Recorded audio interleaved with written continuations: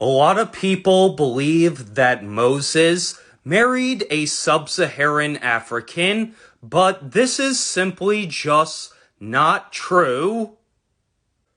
To start out with, the word Ethiopia, which is a Greek word that means sunburned appearance, because when the Greeks traveled south of the Sahara, they got a golden tan, but that word Ethiopia did not even exist at the time of Moses.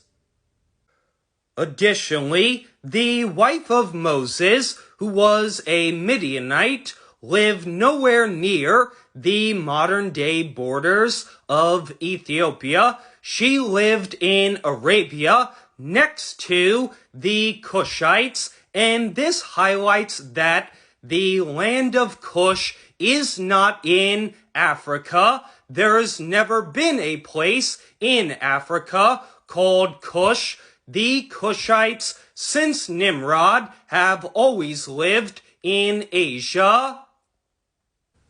And while we're on the subject, I think it's important to point out that none of the Bible takes place in sub-Saharan Africa.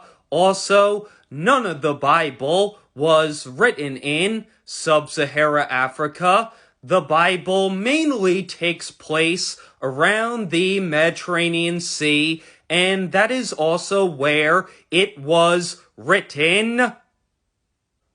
Also, the Bible makes it clear that those Cushites who lived in Arabia did not go on living in sub-Saharan Africa, but they became a mingled people, meaning that they mix with the other seed line, or they fell in battle.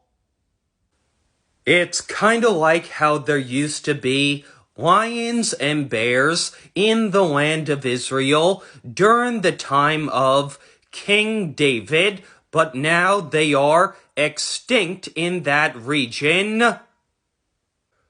But back to Moses' wife, who was a Midianite. We know that God approved of their marriage, so she must have been Adamic.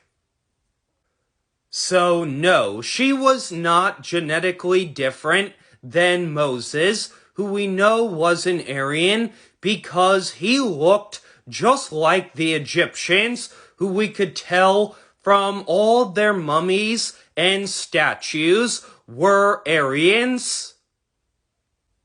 Now, the reason why the sister of Moses, Miriam, did not approve of their marriage was not because the Midianite was another race than Moses, but because she was not an Israelite. However, she was Adamic, like I said, so God punished Miriam for trying to separate them. And the way in which God punished Miriam was by causing her blood flow to decrease, making her become pale, meaning that healthy ruby color and her sapphire blue veins went away, and all that was left was her ivory white skin. Furthermore, we could tell that Miriam could show blood through her skin because Ezra the priest, who was a direct descendant of Aaron, her brother, could blush, meaning that he could have rosy cheeks.